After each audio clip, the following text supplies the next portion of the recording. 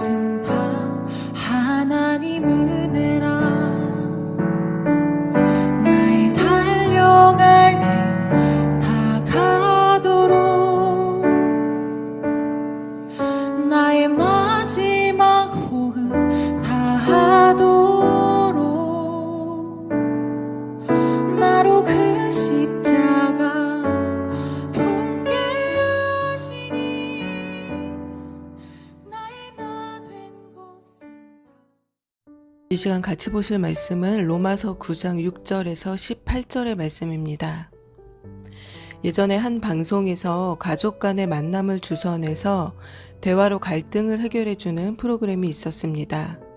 그날의 주인공은 한 아들이었는데요.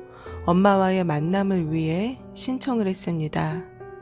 엄마는 교회 권사님이셨고 아들은 엄마 몰래 신내림을 받은 상태였습니다. 아들은 엄마가 알면 충격을 받을 것을 염려해서 엄마에게 말을 하지 않고 신당을 차리고 있었습니다. 아들은 엄마에게 이제는 솔직하게 이야기를 하고 싶어 했고 방송 프로그램을 통해 엄마와의 만남을 신청했습니다. 자식의 일을 엄마가 어찌 몰랐겠습니까? 엄마는 이미 알고 있었지만 아들이 돌아오기를 그저 기도하고 있었을 뿐이었습니다. 로마서 9장 1절에서 5절에서는 하나님께 선택받은 민족이었던 이스라엘 백성들이 하나님을 외면하고 죄를 짓고 사는 것이 바울에게는 그 마음에 그치지 않는 고통이었고 근심이었다라고 말씀하고 있습니다. 선택받은 민족이 어떻게 하나님을 외면할 수 있었을까요? 바울에게 이것은 깊은 고민이자 숙제였습니다. 그들은 분명 아브라함을 조상으로 한 약속의 자손들인데 어떻게 하나님의 약속의 말씀이자 하나님의 사랑의 증거로 이 땅에 오신 그리스도를 핍박하고 거부할 수가 있는 것일까요? 그들은 약속의 자녀들인데 말이지요. 여러분, 아브라함의 자녀가 몇 명인지 아십니까? 아브라함은 하갈을 통해 이스마엘을 낳았고 사라를 통해 이삭을 낳았고 이후 사라가 죽은 이후에는 그두라라는 여인을 통해서 6명의 자녀를 더 얻었습니다. 하나님께서는 아브라함과 사라에게 자녀가 없었을 그때에, 그리고 자녀를 낳지 못할 만큼 나이가 많이 들었을 그때에 별과 같이 많은 자손을 주시겠다라고 약속을 하셨습니다. 이후 아브라함은 이스마엘과 이삭과 6명의 자녀를 더 얻었습니다. 하나님의 약속이 이루어졌죠. 그러나 이 많은 자녀들이 다 약속의 자녀가 아니었습니다. 이 중에 하나님께서 말씀하신 약속의 자녀는 단 한 명뿐이었습니다. 7절에서 9절의 말씀 읽으시겠습니다. 또한 아브라함의 씨가 다 그의 자녀가 아니라 오직 이삭으로부터 난 자라야 내 씨라 불리리라 하셨으니 곧 육신의 자녀가 하나님의 자녀가 아니요 오직 약속의 자녀가 씨로 여기심을 받느니라. 약속의 말씀은 이것이니 명년 이때에 내가 이르리니 사라에게 아들이 있으리라 하심이라. 아멘. 하나님께서 말씀하신 약속의 자녀는 바로 이삭이었습니다. 아브라함의 자녀들은 모두 아브라함의 씨로 출생한 자녀들입니다. 그러나 하나님께서는 오직 약속의 자녀가 씨로 여김을 받을 것이라고 말씀하셨습니다. 육신에 의해 혈통에 의해 낳은 자녀는 약속의 자녀가 아니었습니다. 혈통적으로는 분명 이스마엘이 순서적으로도 가장 먼저 태어났지요. 그러나 하나님의 약속에 의해 낳은 자녀인 이삭만이 유일한 약속의 씨입니다. 그러므로 아브라함을 시작으로 이삭을 통해 낳은 후손들이 바로 하나님의 약속의 자녀가 되는 것입니다. 이제 이삭의 자녀들을 한번 살펴보겠습니다. 이삭의 자녀는 누구일까요? 이삭의 자녀는 리브가를 통해 낳은 에서와 야곱입니다. 아브라함과 달리 이삭의 자녀들은 엄마도 같고 아버지도 같기 때문에 두 자녀는 혈통적으로나 육적으로나 조건이 같습니다. 그렇다면 장자로 태어난 에서가 약속의 자녀일 확률이 높습니다. 우리나라도 전통적으로는 큰아들 장자를 통해서 대가 이어지는 것으로 여겼기 때문입니다. 10절에서 13절의 말씀 읽으시겠습니다. 그뿐 아니라 또한 리브가가 우리 조상 이삭 한 사람으로 말미암아 임신하였는데 그 자식들이 아직 나지도 아니하고 무슨 선이나 악을 행하지 아니한 때에 택하심을 따라 되는 하나님의 뜻이 행위로 말미암지 않고 오직 부르시는 이로 말미암아 서게 하려 하사 리브가에게 이르시되 큰 자가 어린 자를 섬기리라 하셨나니 기록된 바 내가 야곱은 사랑하고 에서는 미워하였다 하심과 같으니라. 아멘. 하나님의 약속의 자녀는 에서가 아니었습니다. 주일학교 예배 때 자주 나오는 본문인데요. 에서가 팥죽 한 그릇에 장자권을 동생에게 판 사건은 유명한 본문입니다. 에서와 야곱 두 쌍둥이가 태어나기도 전에 하나님께서는 리브가에게 큰 자가 어린 자를 섬길 것이다 라고 말씀하셨습니다. 큰 자는 형 에서이고 어린 자는 동생 야곱이지요. 하나님의 선택은 그들의 행위나 조건에 있지 않았습니다. 조건으로 따지자면 야곱은 동생의 위치에 있으며 행위로 따지자면 아버지 이삭을 속여서 장자의 축복을 가로챈 잘못도 저질렀습니다. 행위나 조건으로 따지고 보자면 야곱은 선택받을 자격이 되지가 않습니다. 그러나 11절의 말씀과 같이 그 자식들이 아직 나지도 아니하고 무슨 선이나 악을 행하지 아니한 때에, 즉 아직 태어나지도 않아서 그들이 잘한 일도 없고 잘못한 일도 없을 때라는 것입니다. 스스로 아무 일도 할 수 없을 때라는 것이지요. 그래서 택하심을 따라 되는 하나님의 뜻이 행위로 말미암지 않고 오직 부르시는 이로 말미암아 서게 하려 하사. 그렇기 때문에 하나님의 택하심은 오직 하나님의 뜻으로, 하나님의 택하심으로, 하나님의 부르심으로 이루어진다라는 말씀입니다. 에서가 무얼 잘못해서도 아니고 야곱이 무얼 잘해서도 아닙니다. 약속의 자녀로 정해지는 것은 오직 하나님의 주권에 의한 역사라는 것입니다. 하나님의 선택과 부르심을 이야기할 때에 항상 나오는 것이 바로 예정설입니다. 이 예정설은 선택과 유기라는, 즉 누구는 선택하고 누구는 버리셨다라는 이중 예정설이 항상 논쟁이 됩니다. 방금 읽으셨던 13절의 말씀을 보시면 더욱 이해가 되실 텐데요. 이 본문은 사랑과 미움의 문제가 아니라 선택과 선택하지 않음을 말씀하시는 것입니다. 하나님의 선택과 부르심에 있어서 우리는 그 선택의 이유를 알 수 없습니다.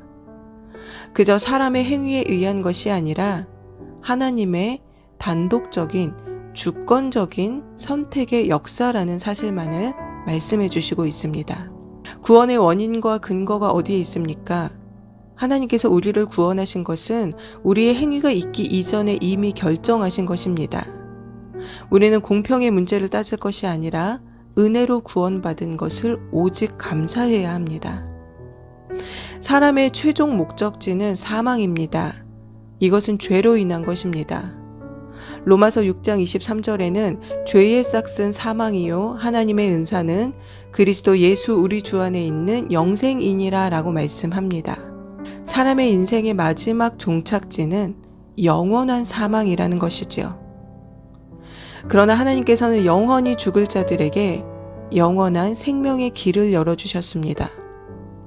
우리는 하나님의 심판 외에는 다른 어떤 것도 받을 자격이 없는 자들이었습니다. 그러므로 우리는 구원을 은혜로 주신 하나님께 그저 감사해야 하는 것이지, 그것이 불의하다, 공평하지 않다를 말할 수 있는 자격이 우리에게는 없습니다. 14절에서 16절의 말씀을 보시면 그런즉 우리가 무슨 말을 하리요? 하나님께 불의가 있느냐? 그럴 수 없느니라. 모세에게 이르시되 내가 긍휼히 여길 자를 긍휼히 여기고 불쌍히 여길 자를 불쌍히 여기리라 하셨으니 그런즉 원하는 자로 말미암음도 아니요 다른 박질하는 자로 말미암음도 아니요 오직 긍휼히 여기시는 하나님으로 말미암음이니라. 아멘. 하나님께서 누구를 구원하기로 선택하시고 누구는 선택하지 않으셨다라고 해서 하나님을 불의하다라고 말할 수 있느냐? 그럴 수 없다라는 것입니다. 구원은 사람이 원한다고 되는 것도 아니고 다른 박질하는, 즉 어떤 행위를 한다고 해서 되는 것도 아닙니다. 구원은 오직 긍휼히 여기시는 하나님에 의해서 은혜로 주어지는 것입니다. 하나님을 의심하고 하나님께서 하시는 일에 대해 불평하고 판단하는 이유는 우리 안에 가지고 있는 죄성 때문입니다. 자꾸만 하나님보다 높아지려고 하는, 내가 주인이 되어 살려고 하는, 말씀을 자꾸 판단하려고 하는, 육신대로 살려고 하는 죄가 우리로 하여금 하나님께 감사하기보다는 불평을 더 많이 하게 만듭니다. 가장 근본적인 큰 원인은 그 안에 믿음이 없는 것입니다. 아브라함의 계통에서 두 줄기가 나옵니다. 그러나 하나님께 선택받은 진짜 참 이스라엘은 이스마엘이 아니라 이삭이었습니다. 이삭의 후손만이 진짜 약속의 씨이며 진짜 이스라엘입니다. 아브라함의 씨라고 다 아브라함의 씨가 아닌 것처럼 이스라엘의 이름을 가지고 있다라고 해서 다 이스라엘이 아닙니다. 약속의 자녀임에도 불구하고 어떻게 하나님의 말씀을 거스를 수가 있는가? 하나님께서 보내신다라고 하셨던 그 메시아인 그리스도를 핍박하고 거부할 수가 있는가? 바울의 의문의 답이 바로 이 말씀에 있습니다. 이스라엘이라고 해서 다 이스라엘이 아니고 이스라엘이라고 해서 다 약속의 자녀가 아니었기 때문이라는 것입니다. 왜 유대인들은 예수님을 믿지 않을까요? 두 종류의 이스라엘이 있기 때문입니다. 첫째는 인종으로 난 육적 이스라엘로 혈육이 중심이 됩니다. 이들은 육신의 자녀일 뿐입니다. 둘째는 영적 이스라엘로 약속의 중심이 되는 이스라엘입니다. 이들은 하나님의 자녀로 이들의 모임이 이후에 교회가 되는 것입니다. 즉 하나님의 자녀는 육신에서 오는 것, 혈통에서 오는 것이 아니라 하나님의 약속에서 오는 것입니다. 유대인이라고 해도 그 중에 예수님을 믿는 자들만이 바로 약속의 자녀가 되는 것입니다. 그리고 영적인 이스라엘은 바로 교회가 됩니다. 그리스도가 우리의 죄를 위해 죽었다가 부활하신 구원자이심을 믿는 우리가 바로 참 이스라엘이자 참 교회인 것입니다. 현재 유대인들은 예수님을 믿어야 구원받는다라고 생각하지 않습니다. 유대인들 중에 예수님을 믿는 자들은 유대인으로 인정해주지 않습니다. 자신들은 이미 하나님께로부터 선택받은 민족이기 때문에 특별한 백성이라고, 구원받은 백성이다라고 생각을 하고 있습니다. 그러나 하나님께서는 육신으로 난 유대인이 아니라 그 가운데 예수님을 믿고 신앙을 고백한 사람들이 약속의 자녀라고 구원받은 백성이다라고 말씀하십니다. 마태복음 16장 17절에는 바요나 시모나 내가 복이 있도다 이를 내게 알게 하니는 혈육이 아니요 하늘에 계신 내 아버지이시니라. 16절 18절 하반절에는요 내가 이 반석 위에 내 교회를 세우리니 음부의 권세가 이기지 못하리라 라고 말씀합니다. 이것을 알게 하니는 혈육이 아니다라는 거죠. 하늘에 계신 아버지이시다. 그리고 이 반석 위에 내가 교회를 세울 것이다. 약속의 씨의 계보는 아브라함을 시작으로 이삭에서 야곱으로 그리고 그리스도인으로 그리고 교회로 이어집니다. 혈육이 아닌 믿음이 기준입니다. 우리가 여기서 하나 주목할 것은 하나님의 선택에서 제외된 자들은 모두 하나님을 거부했습니다. 오늘 본문에서 거론한 바로와 에서 또한 모두 자기 의지가 강한 자들이었습니다. 바로는 이스라엘 백성들을 노예로 부려먹기 위해 끝까지 모세에게 내어주지 않았고 에서는 팥죽 한 그릇에 팔아버릴 정도로 장자의 권리를 소중하게 여기지 않았습니다. 로마서 1장 28절에는 또한 그들이 마음에 하나님 두기를 싫어하매 하나님께서 그들을 그 상실한 마음대로 내버려 두사라고 말씀합니다. 하나님은 그 마음에 하나님을 두기 싫어하는 자들을 그냥 내버려 두십니다. 하나님께서 선택을 하지 않으심과 그들이 하나님을 마음에 두기 싫어하는 것은 무엇이 먼저냐가 아닌 같이 가는 사건입니다. 그러므로 어떤 사람이 육이 된다면 그것은 그 자신의 책임이지만 어떤 사람이 구원을 받는다면 그것은 전적으로 하나님의 은혜입니다.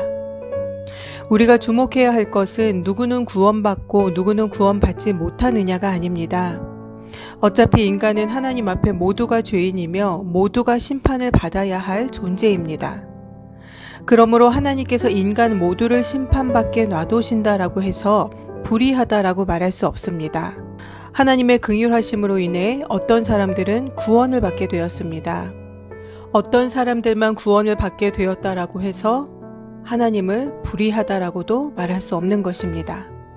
우리는 이 하나님의 은혜를, 하나님의 사랑을 분명히 알아야 합니다. 그렇다면 택함의 증거는 어떻게 알 수가 있을까요? 택함을 받은 증거는 내 속에 믿음이 있으면 택함을 받은 것입니다. 하나님의 말씀을 들을 때에 그것이 믿어지는 것이 바로 택함을 받은 증거입니다.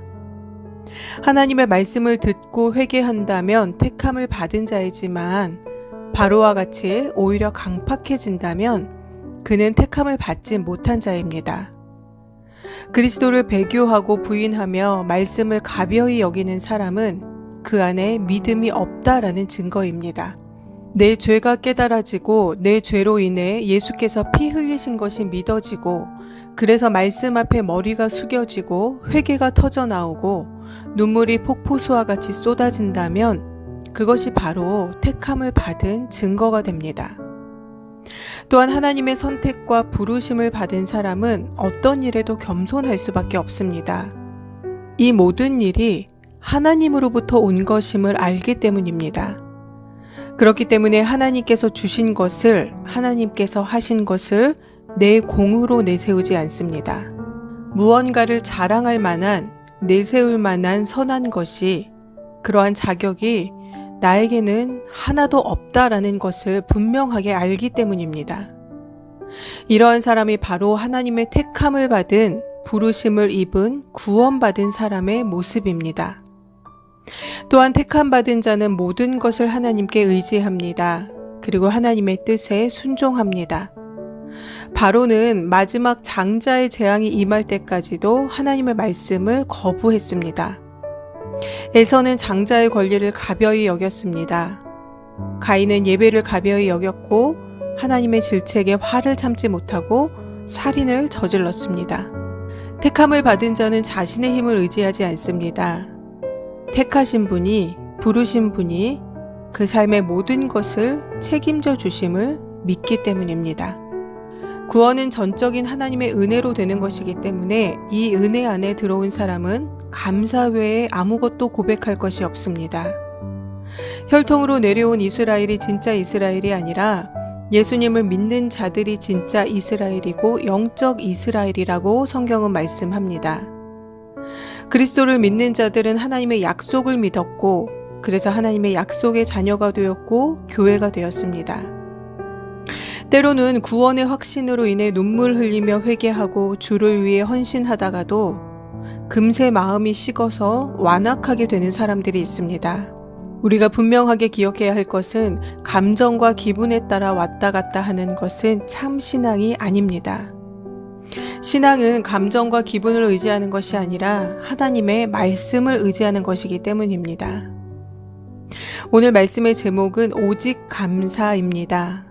이사야 43장 21절에는 이 백성은 내가 나를 위하여 지었나니 나의 찬송을 부르게 하려 함이니라 라고 말씀합니다. 하나님께서 사람을 지으신 이유는 그 사람을 통해 찬송받기를 원하셨습니다.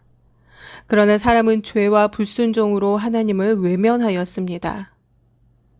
그러나 하나님께서는 우리를 사랑하셨고 선택하셨고 부르셨습니다. 그리고 그리스도를 통해 우리를 구원하셨습니다. 우리가 할 일은 그 하나님의 은혜와 사랑에 감사하며 하나님을 찬송하는 것입니다.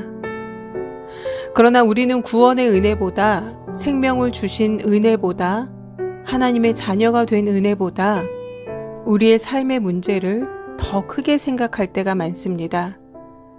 그래서 감사보다 불평이 더 많아질 때가 많이 있습니다.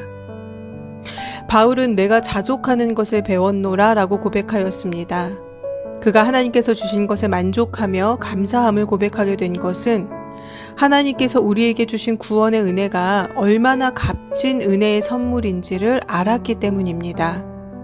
그것 외에는 다른 어떤 것도 구할 필요가 없다라는 것을 알았기 때문입니다. 그럼에도 여전히 감사하지 못하며 산다라고 하면 그것은 우리의 믿음이 없는 탓입니다. 내 기분과 감정에 의지해 사는 탓입니다. 사랑하는 성도 여러분, 택함 받은 자, 부름 받은 자의 고백은 오직 감사입니다. 다 함께 기도하시겠습니다. 부르신 이가 하나님, 나를 부르신 이가 하나님, 나를 보내신 이도 하나님, 나의 나 된 것은 다 하나님 은혜라. 나의 달려갈 길 다 가도록, 나의 마지막 호흡 다 하도록, 나로 그 십자가 품게 하시니, 나의 나 된 것은 다 하나님 은혜라. 한량없는 은혜, 갚을 길 없는 은혜, 내 삶을 애워싸는 하나님의 은혜,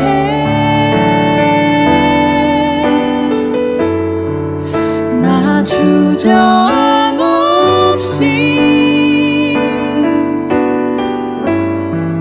그 땅을 밟음도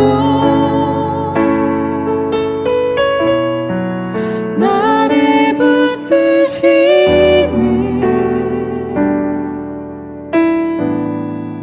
하나님의 은혜.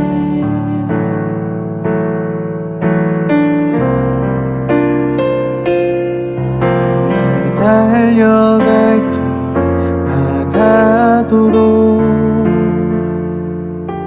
나의 마지막